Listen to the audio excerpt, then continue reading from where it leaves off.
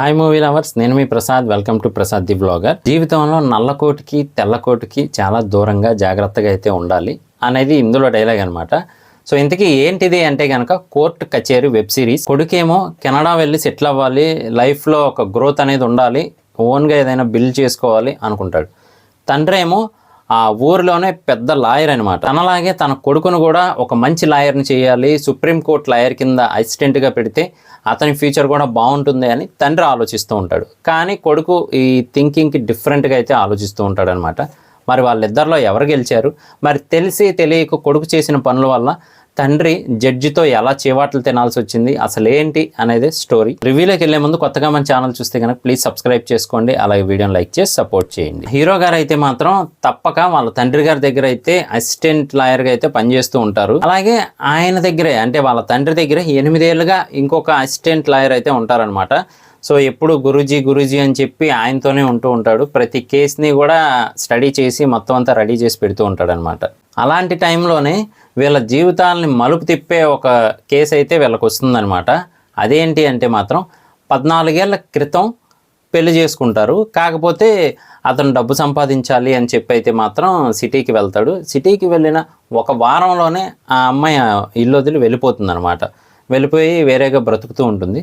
మళ్ళీ 14 ఏళ్ళ తర్వాత అతనైతే మరి ఆ అమ్మాయి ఇంకెలాగో రావట్లేదు కదా అని చెప్పి వేరే ఆవిడని పెళ్లి చేసుకుందాం అని అయితే అనుకుంటారు. కానీ ఎలాంటి ఇబ్బంది ఉండకూడదు కాబట్టి మ్యూచువల్ అండర్స్టాండింగ్తో డైవర్స్ అయితే తీసుకోవడానికి అప్లై చేస్తారనమాట. అప్పుడే స్టోరీలో ట్విస్ట్ అనేది మొదలవుతుంది. ఏంటి అంటే, అలా నన్ను మధ్యలో వదిలేసి డైవర్స్ ఇచ్చేసి మరి వెళ్ళిపోతే నాకు కూతురు కూడా ఉంది, మరి ఆ కూతురు పరిస్థితి ఏంటి, అందుకని నాకు మెయింటెనెన్స్కి ఇంత కావాలి అని చెప్పి అయితే అడగడం జరుగుతుందనమాట. సో అప్పుడు ఆ అమ్మాయి 14 ఏళ్ల క్రితం పెళ్ళయి వెళ్ళిపోతే 12 ఏళ్ల కూతురు పుట్టింది అంటే ఆ 2 ఇయర్స్లో ఎలా ఇది కరెక్ట్ కాదు కదా అని అయితే మొత్తానికి వీళ్ళ మధ్య ప్రస్తావన వస్తుంది. హీరో వాళ్ళ ఫాదర్ ఎవరైతే ఉన్నారో అతను తన పర్సనే కరెక్టు, ఆవిడే కావాలని ఫాల్స్ ఎలిగేషన్ వేస్తూ ఉంది అని అయితే మాత్రం చెప్తూ ఉంటారనమాట.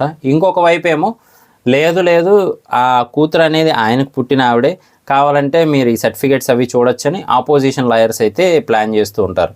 సో మొత్తానికి ఈ కొడుకు ఏం చేస్తాడు అంటే తండ్రికి ఆపోజిట్గా అయితే మాత్రం సర్టిఫికేట్స్ అవి సంపాదిస్తాడనమాట.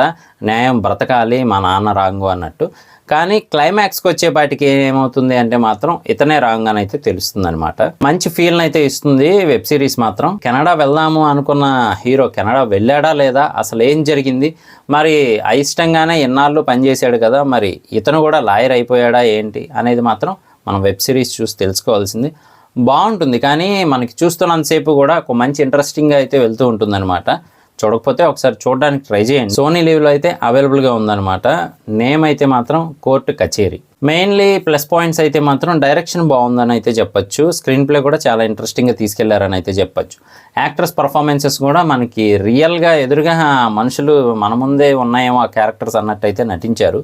ఓవరాల్గా అయితే ఒక మంచి వెబ్ సిరీస్ అని అయితే చెప్పొచ్చు. సో ఇది నా రివ్యూ మాత్రమే. చూశాక మీకేమనిపించింది అనేది కింద కామెంట్ చేయడం మర్చిపోకండి.